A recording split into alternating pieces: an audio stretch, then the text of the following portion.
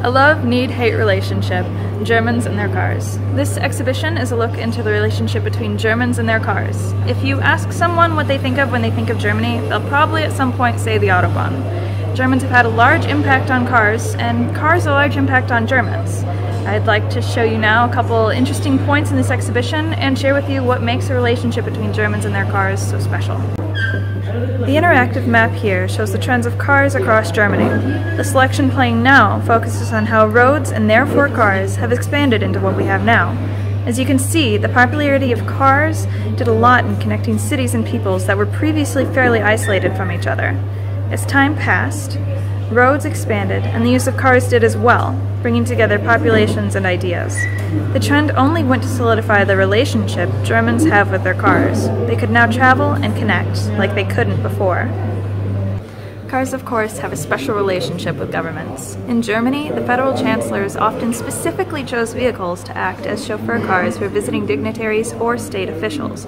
They were status and power symbols. The Mercedes-Benz 600 Pullman behind me here was first introduced in 1963 and first used in 1965 as a chauffeur vehicle for visiting Queen Elizabeth II.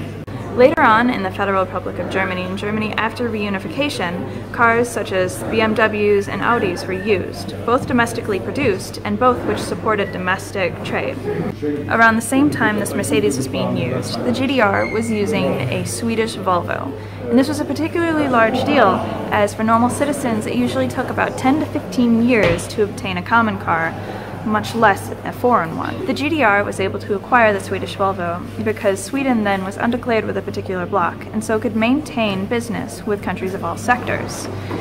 Despite the purchase showing the influence and strength of the GDR, however, it showed more contradiction than confidence, as it went against the socialist ideologies of the GDR.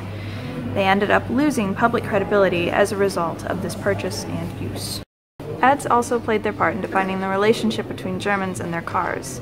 More people owning cars meant more individual freedom, but also more traffic, as ads promoting the individual freedom and mobility, like these ones, spread. Others concerning the dangers of traffic and driving, like these ones, surfaced. Despite the potential troubles, though, cars still remained a very large part of German culture today, and are seen as a way to enjoy personal space, independent travel, and leisure time. Racing took off big time in the early 1900s. People built cars to break records of speed and agility, and races and competitions quickly became a popular sport to see and be a part of. The Melkus 1000 behind me here was built in the GDR, and Melkus was the only company in the GDR to be granted a license to build such a car. But the Melkus is also an example of the GDR going against their socialist ideologies again. Despite this, people still came flocking to the races, even when seating wasn't always plentiful. The seat behind me here is from the Sachsenring racing track, and was a very popular design. They were used at the races where grandstands didn't exist or were too full. Sometimes built as tall as 10 meters high, they weren't the most stable, but were seen as a favorable option to standing on the ground and missing the race. In 1972, though, one of them fell over, taking several others down with it and causing a death. The popularity of races has not died down as a result, though, and many Germans are still invested in the breakneck speed and maneuvering competitions today. Cars were not restricted to full-size transportation methods in Germany, but were also heavily integrated into children's lives through toys and games like these. They ranged from small models to small-scale racetracks, to accessories, and of course video games. For me personally, my Barbies also had a pink convertible, and my dad and I played this exact same racing game. Just as the relationship between Germans and cars started early in their life, Americans like myself had many of the same experiences. And maybe the reason why I grew up to like cars as much as I do now. And I expect the similar upbringing definitely had an impact on how the relationship between Germans and their cars has formed to what it is today. Cars were also used to bring people closer together, sometimes by impersonating their owners. This was done through colors and decorations. These decorations ranged from dashboard knickknacks like the bobblehead dogs, which were invented by a man from Bavaria, to sometimes crude bumper stickers to wheel covers that looked like the German flag. Each said something about the driver and their preferences or dislikes, from family to environmental concerns to politics. Many people still use bumper stickers and ornaments as political statements today, especially around election times here in Germany and in the US. From electric to self-driving, cars are changing quickly, and there's no telling what will be in store next. Germany has been a leader in car technologies in the past, combining comfort with performance, and continues to be on the forefront of innovation today. This is especially concerning alternative energies and the availability thereof.